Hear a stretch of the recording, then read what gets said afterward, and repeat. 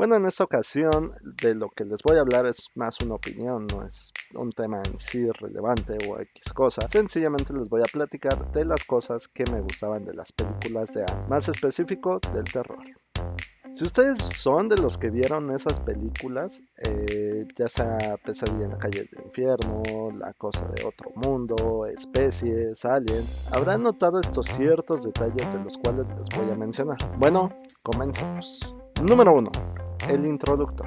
Esa voz que siempre escuchábamos al principio de las películas, pero de un tiempo para acá pues ya lo dejaron de hacer. Obviamente eran las películas que estaban dobladas al español. Lo que más me gustaba de estas cosas era el hecho de cómo iba introduciendo a todos los personajes, o bueno, en este caso a todos los actores, para al final mencionar el nombre de la película. No sé si lo hayan notado, esos como pequeños créditos al principio de las películas. Les daré un ejemplo.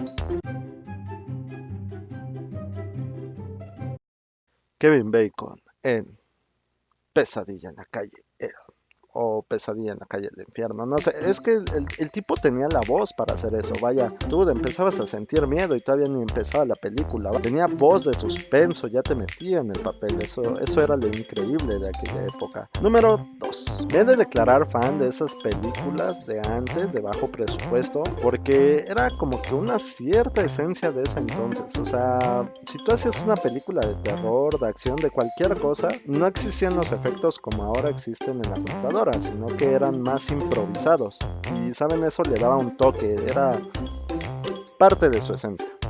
Si entraba en una escena una criatura gigante, algo realmente deforme o incluso la muerte de un personaje, créanme, luego se notaba cómo improvisaban cualquier cosa. Y si lo hacían por computadora, aún así era muy notorio, pero bueno, era para lo que daba en aquel entonces o para lo que alcanzaba. Número 3. En definitiva, la música combinada con los efectos de sonido que ellos hacían era parte de ese entonces. Funcionaba tanto así que te sentías dentro de la película. O sea, realmente era una muy buena combinación para esas escenas de suspenso o terror, ya que olvidabas todos los elementos, todos los factores que hubiera a tu alrededor en ese momento. Incluso si te hablaban o te picaban para hablarte, te asustabas. Número 4. Que no siempre ponían basados en hechos verídicos o reales. Por Odín, que cómo han abusado de eso, de verdad. Llega un punto donde eso parece clickbait, no les miento, pero ya ha sido tan mal aplicado que deja de perder ese efecto de, oh, es que es real, qué miedo. No, lo deja de perder por completo. Vaya, lo ves y ya hasta te desanima. En cambio, antes no tenían que hacer eso. Por más ficción que fuera, te daba miedo la chingadera esa. Déjenme tranquilizo. Número 5. Los temas que tomaba. Realmente no sé qué ha pasado últimamente, que ya de los mismos temas no pueden salir. O sea, como que se acabó esa originalidad. Antes te podías encontrar que agarraban a un científico loco y una mosca y te creaban terror. Tenían esa habilidad de agarrar cualquier tema, cualquier cosa y lograr su objetivo. Hasta un extraterrestre con forma de masa rosa y que devoraba todo. Y ahora, si no tienen buen maquillaje o buenos efectos especiales o incluso ruido, no logran su objetivo. O sea, de plano no sientes miedo por algo. Número 6, y muy importante, no abusaban de los screamers. Es en serio, antes no tenían necesidad de abusar de eso. Y aún así te podían crear esa angustia, ese miedo, tanto por el personaje como por la criatura. Podías estarlo viendo de frente, en la pantalla, ver cómo se acercaba sin necesidad de llegar a eso. O sea, era magia, era magia. Número 7. La historia ya sea del monstruo, criatura, asesino, lo que fuera. Antes, aunque sea te explicaban su historia, al principio así fuera brevemente. Pero ahora no tienes ni idea de dónde salió, por qué está loco, por qué mata, por qué... No tienen ni idea, solamente es así. Y esas cosas, esas criaturas, eran el centro de la película. O sea, era la historia principal de la película, no la historia de sus víctimas. Eso de verdad que no interesa a nadie.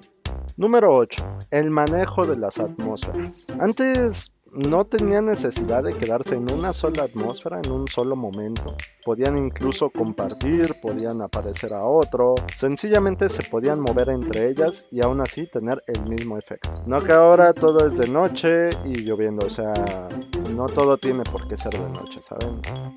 También puede ser durante el día, por ejemplo Marabunta, Anaconda, hasta eso apareció de día. Número 9. Las 1001 formas de morir de los personajes. eso es algo que extraño demasiado. Y últimamente en las películas solamente no se ve cuando muere, solamente aparece ahí el cadáver y un cuchillo, una bala, una caída y se acabó. No tienes esa empatía por el personaje que acaba de morir, y ni se diga siquiera si fue heroicamente o fue así nada más. Perdió el sentido. Número 10. Sin necesidad de nada, ni siquiera de dejar la historia inconclusa, podían hacer que el público pidiera o exigiera o imaginara una secuela para esa película. No que para ahora todo, el final lo dejan abierto, lo dejan inconcluso, para ellos ganarse una entrada a esa secuela. A veces el público ni siquiera lo pide y aún así lo hace. Número 11. La justificación de por qué los personajes se encontraban en esa situación. Antes era obligatorio que pasaran eso, o sea, si fuera al principio de la película y lo explicaran en menos de un minuto, te decían por qué los personajes se encontraban ahí. Cosa que en las películas actuales ni siquiera se preocupan en decir, solamente aparecen ahí.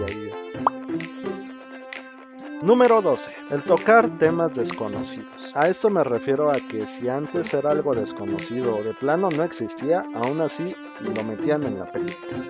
Vaya, se iban a lugares más recónditos o lugares poco excepcionales o muy excepcionales para desarrollar ahí la historia de la película, donde ni siquiera sabías que te podías encontrar. Pero en las últimas películas que se han venido estrenando siempre es la casa embrujada, la montaña embrujada, vaya hasta la cocina, el baño embrujado, todo está embrujado.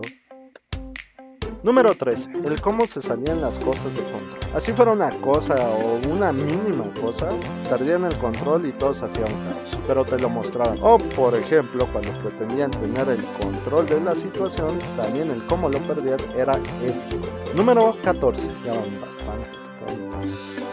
Los planes sumamente calculados e improvisados de los protagonistas para sobrevivir. Definitivamente esa sí era una actitud de quiero sobrevivir, hoy no me voy a morir y se acabó. Y aparte de eso lograban detener, matar, devolver incluso a la cosa que los acechara. Ahora solamente literal tienen suerte y eso sí sobreviven, porque de ahí en fuera no son capaces de detenerlo, matarlo, no, sencillamente tienen suerte de sobrevivir, escapar y se acabó.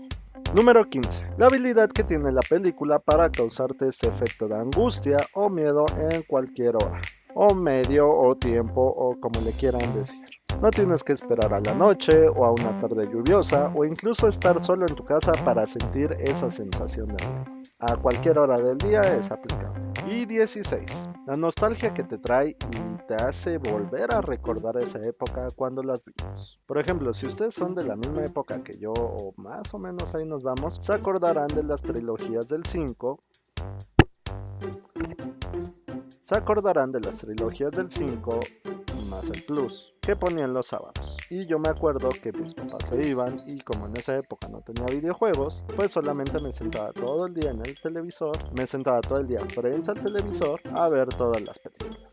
Pero era sencillamente genial. Podías estar comiendo palomitas, tomando refresco, tomando agua, comiendo una hamburguesa, mientras veías tus películas. Ya fueran zombies, criaturas del espacio, criaturas del más allá, más criaturas y tantas cosas más. Y es por eso que he de decir que las películas de terror actuales no son como que mis favoritas o mis más agraciadas, ya que como que ya no tienen eso, como que han perdido ese toque, esa originalidad, no lo sé, sencillamente lo han hecho a un lado por darle preferencia a otro tipo de cosas, pero la verdad es que sencillamente no causan ese mismo efecto si lo quieren ver así. Digo, también hay excepciones, las cuales no puedo decir que me gustan al 100%, pero sí me entretienen. De todo esto pueden decirme con qué puntos se sienten más identificados, cuáles son sus películas de terror favoritas y sobre todo no olviden suscribirse, dejar su comentario aquí abajito y nos vemos a la próxima. Chao.